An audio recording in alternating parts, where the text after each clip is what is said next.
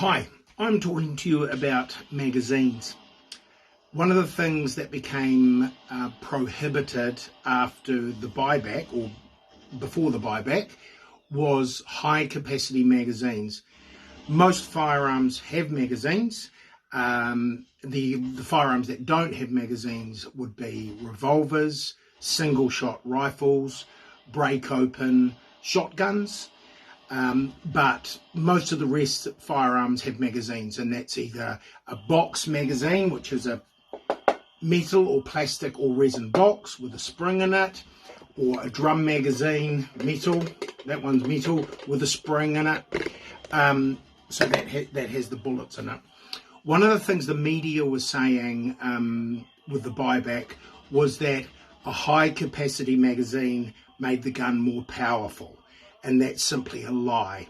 It's like saying your car is more powerful because it's got a bigger petrol tank in it. So it's got nothing to do with the power, it just means how far it can go.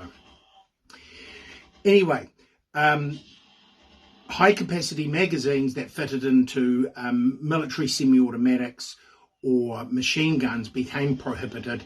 So you would hand them in for compensation, or you would apply for an endorsement to keep them, and if you had the firearm to go with that magazine, you probably needed the endorsement to keep them anyway, and you'd probably want to keep them. Millions of dollars, hundreds of millions of dollars were paid out, and a large proportion of that would have been on magazines. So basically metal boxes or plastic boxes with a spring. This is a 20 round magazine out of a submachine gun that is prohibited. This is a 20 round magazine out of a SIG P226 pistol, and that isn't.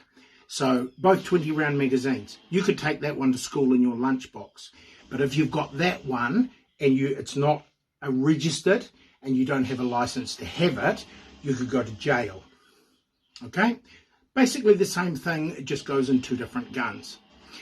When my friend Richard, after the buyback, gave me a empty box for Bren magazines, so that's a Bren gun magazine, and Richard gave me an empty box. This is after the buyback, and I thought, there is no way I'm ever going to be able to fill this up after the buyback. The police were paying $240 each for these magazines, which is a metal box with a spring in it, when they became prohibited.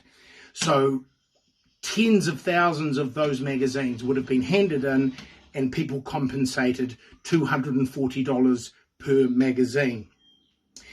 When Richard gave me this box, I thought, there is no way that I'm ever going to be able to fill this up because of all the magazines that would have been handed in. And so they would have become almost extinct, apart from a few.